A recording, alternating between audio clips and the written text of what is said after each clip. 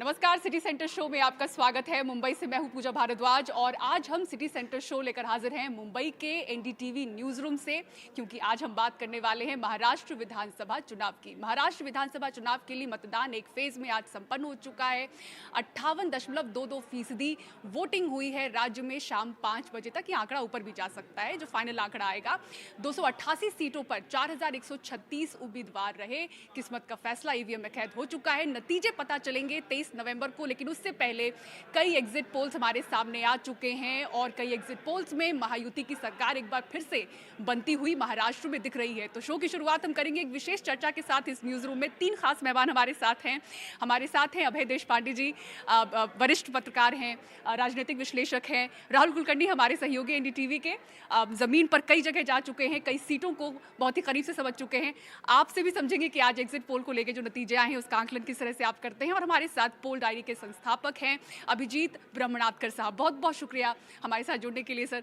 शुरुआत करते हैं राहुल, पहले आप बताइए, परसेंटेज पे आते हैं जरा, क्योंकि इस बार अगर आप उम्मीदवारों का परसेंटेज देखें तो 28% ज्यादा है, लेकिन वोटिंग परसेंटेज पे आए तो 60% से भी कम हमें नजर आ रहा है। क्या कारण इस बार रहा? वैसे मुंबई में आप देखें तो आधी आबादी तो घर से निकली ही नहीं है।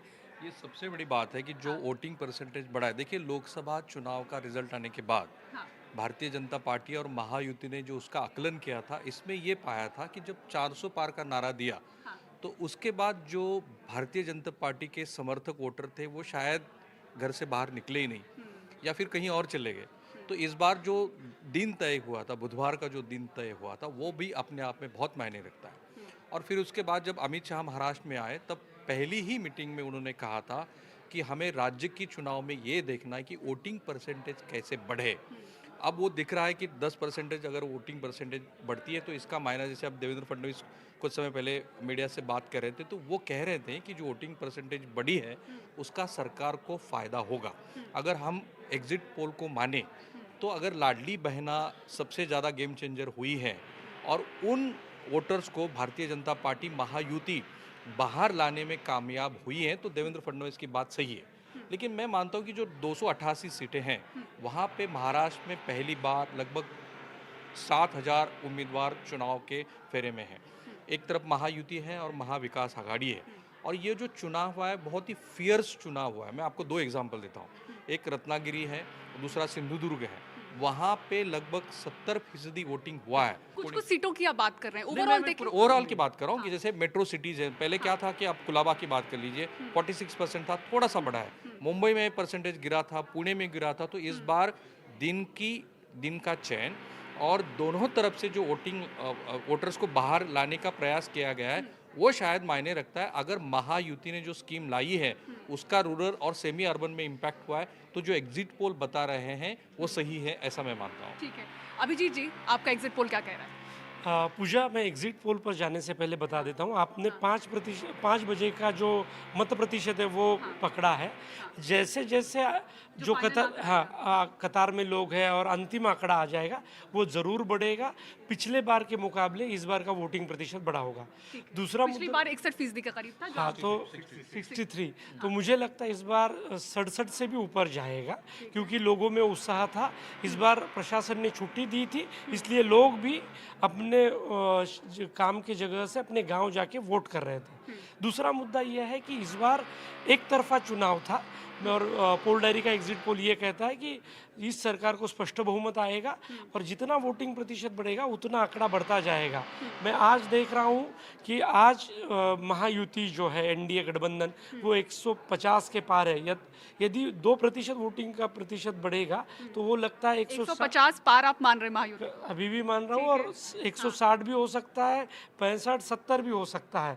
इस बार एक्सपर्ट्स कह रहे थे कि हम तो डिकोड ही नहीं कर पा रहे हैं। इस बार का चुनाव कट टू कट रहने वाला है, बड़ा कॉम्प्लिकेटेड चुनाव है। ये आंकड़े तो कुछ और ही कह रहे हैं। नहीं, एक तो निश्चित है कि लास्ट टाइम में 5 बजे के आंकड़ों के हिसाब से जो फाइनल परसेंटेज बताया गया था पहले वो 61% था। लेकिन बाद में जब आंकड़े आए तो करेक्ट करके वो 66% हुआ। तो 5% वोट कैसे बढ़ा, इसके लिए सवाल खड़े हुए थे। तो इस बार इलेक्शन कमीशन भी थोड़ा कंजर्वेटिव फिगर दे रहा है। तो लग रहा है कि मुझे लगता है कि वो पिछले बार से निश्चित तौर से ज़्यादा मतदान इस बार हुआ है। अभी ये किसके फायदे में जाएगा? कहते हैं कि एंटी पोल के आंकड़े, हाँ। एग्जिट पोल के जो आंकड़े आ रहे हैं वो हिसाब से तो दिखा रहे हैं, और जो ज़मीनी हकीकत है वो तो दिखा रही है कि एक कांटे की टक्कर तो है, लेकिन कहीं ना कहीं रूलिंग अलायंस को, महायुति को एक एज दिख रहा है। अभी वो एज जो है, वो एज मैजिक फिगर जो है 145 का, वो पार कर पाएगा खुद के बलबूते पे, या कहीं और आधार उनको ढूंढते पड़ जाएंगे। हो सकता है कि 18 से 20 निर्दलीय और छोटे पार्टियों के जो विधायक रहेंगे वो डिसाइसिव फैक्टर रहेंगे। अगर ये दोहराई जाती है ये सरकार, अंतिम फैसला जब हम समझेंगे 23 को, तो आप सबसे पहले तो ये बताइए राहुल कि 19 में हमने जो बहुमत में जाते हुए इस गठबंधन को देखा था, शिवसेना बीजेपी को, हमें भी पता है कि सरकार किसकी बनी। तो आंकड़े भले जो भी आए, जो सीएम की कुर्सी की लड़ाई है वो किस तरह से आप होता हुआ देख रहे हैं 23 के बाद?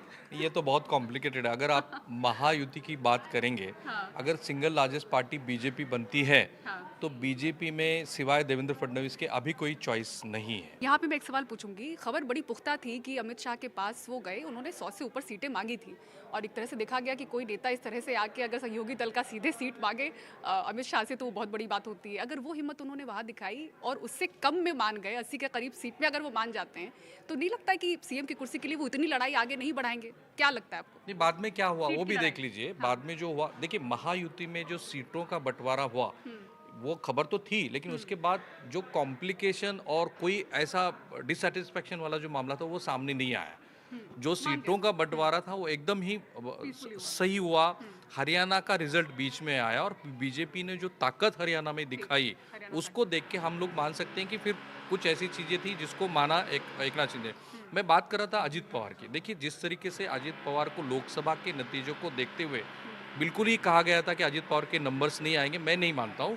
अजीत पवार के नंबर्स जरूर आएंगे, क्योंकि लोकसभा चुनाव के बाद जो शरद पवार जी के लिए सिंपैथी थी आज भी कायम है। लेकिन अजीत पवार के साथ में जो नेता गए हैं वो अपने आप में बहुत ताकतवर कद्देवार नेता है। तो शायद अगर अजीत पवार के भी नंबर 20-25 के बीच में आते हैं, तो हमने देवेगौड़ा को भी प्राइम मिनिस्टर बनते हुए देखा है। तो महाराष्ट्र में अगर महायुति की नंबर्स में ऐसी कोई तिकड़मबाजी होती है, तो ये चांसेस अजीत पवार के लिए भी बनते हैं।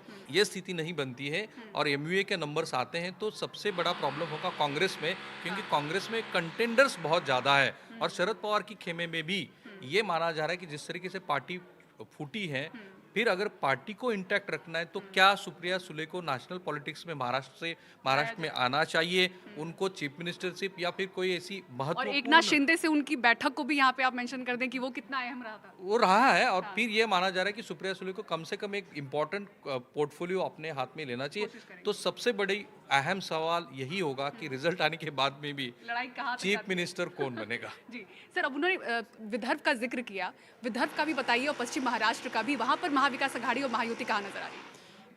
लोकसभा चुनाव के बाद लग रहा था कि महाराष्ट्र के विधानसभा का रास्ता विदर्भ से जाएगा, लेकिन मुझे लगता है इस बार विदर्भ में भाजपा ने अच्छा काम किया था और वो वोटिंग में भी दिख रहा है, तो भाजपा अपना गढ़ बचा लेगी। लेकिन इस बार महाराष्ट्र के विधानसभा का रास्ता पश्चिम महाराष्ट्र से जाएगा, जहां सब मान रहे थे कि शरद पवार अपना गढ़ बचा लेंगे और अच्छी सीट पाएंगे। मुझे लगता है शरद पवार को अच्छी सीटें पश्चिम महाराष्ट्र में नहीं मिलेगी। इस वजह से महाविकास आघाड़ी सत्ता में आना मुश्किल लग रहा है। और नहीं, मुझे लगता है वहाँ अजीत पवार बहुत अच्छा कर रहे हैं।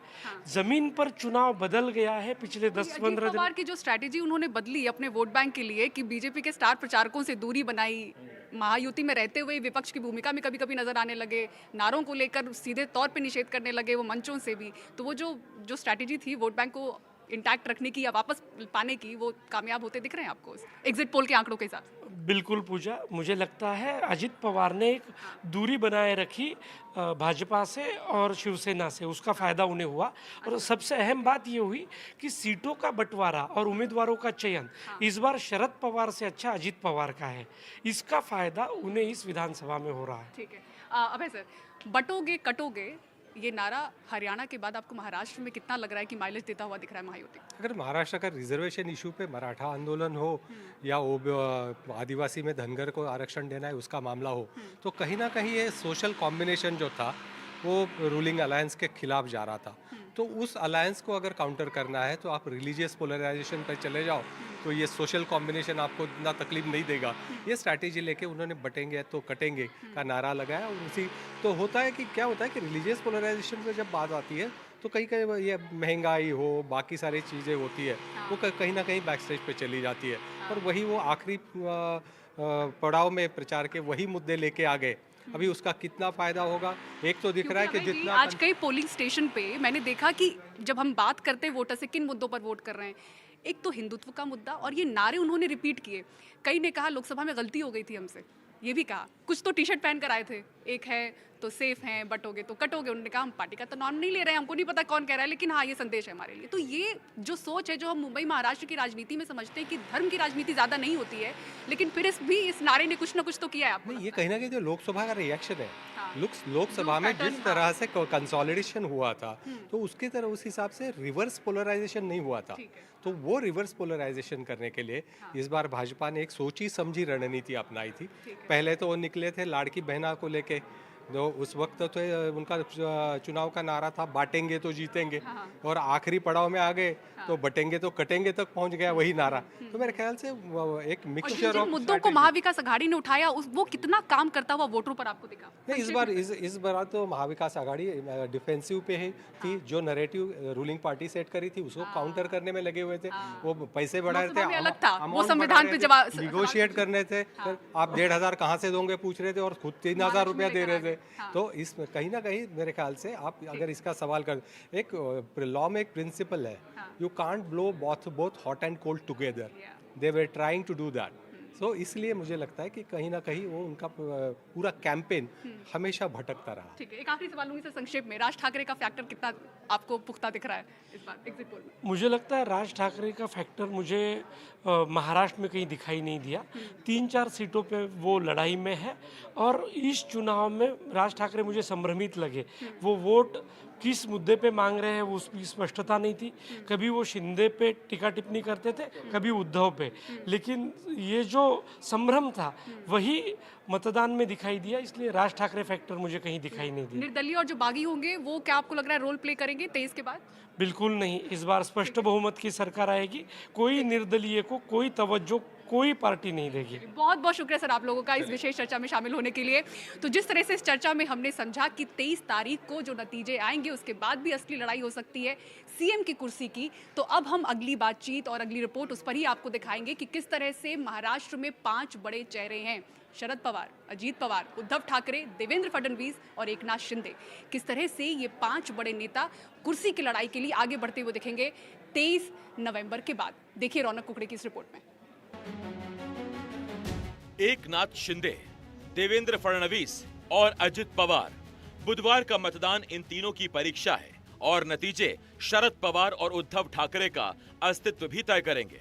मौजूदा मुख्यमंत्री एकनाथ शिंदे उद्धव ठाकरे से अलग होकर पहली बार विधानसभा चुनाव लड़ रहे हैं, और वो अगर कामयाब रहते हैं तो शरद पवार के बाद पहले ऐसे नेता होंगे जो अपने दम पर इस तरह की सफलता हासिल करेंगे।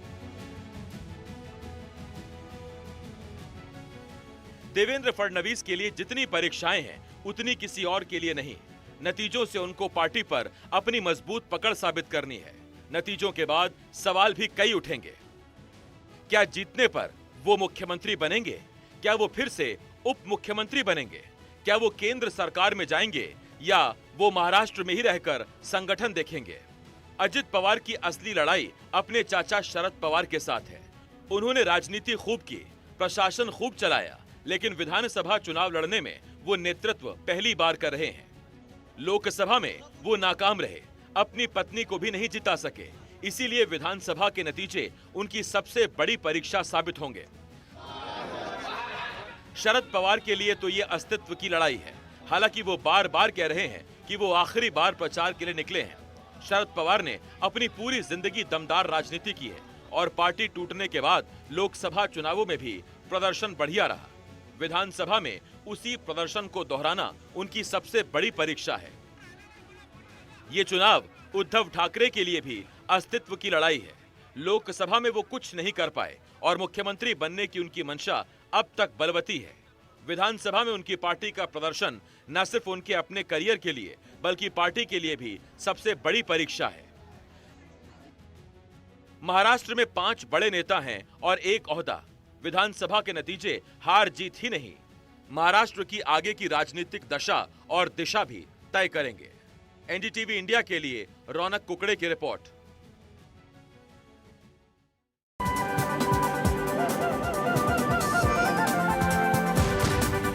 तो वोटर्स का मूड क्या है, ये हमने जमीन पर पोलिंग स्टेशन पर समझने की कोशिश की। कई पोलिंग स्टेशन पर नेताओं के जो नारे हैं वो वोटर्स के बीच गूंजते हुए नजर आए। दिखाते हैं आपको मुंबई के अंधेरी इलाके से विशेष रिपोर्ट। जनक सा हूँ, बेवरलीज लोखंडवाला सर्कल पास रहता हूँ। बहुत बढ़िया अरेंजमेंट किया है गवर्नमेंट ने ये इलेक्शन के लिए। I appeal every citizen of this country to go and vote which और party they want to vote, but please vote and cast your vote. इतनी छोटी छोटी पार्टियां, निर्दलीय, बागी, ये सब खड़े हैं। इस बार महाराष्ट्र के इलेक्शन में जो दिख रहा है, किसी और राज्यों के इलेक्शन में ऐसा नहीं दिखा, महाराष्ट्र के इतिहास में ऐसा नहीं हुआ। वोटर्स कंफ्यूज हैं। वोटर्स डेफिनेटली कंफ्यूज है, बट अल्टीमेटली उनको कंफ्यूज में ही उनको जवाब मिलना चाहिए कि कौन सही है और कौन गलत है। जिन्होंने इतना साल तक देश का काम किया है, जो देश का काम अच्छा कर रहे हैं, उनके लिए उनको वोट देना चाहिए, पार्टी के पीछे नहीं जाना चाहिए। कितने कॉन्फिडेंट है जिस कैंडिडेट को आप चुनेंगे वो उसी पार्टी में रहेंगे, पार्टी नहीं? This is big question you ask. वो तो हम लास्ट टाइम भी हमको बहुत धोखा किया।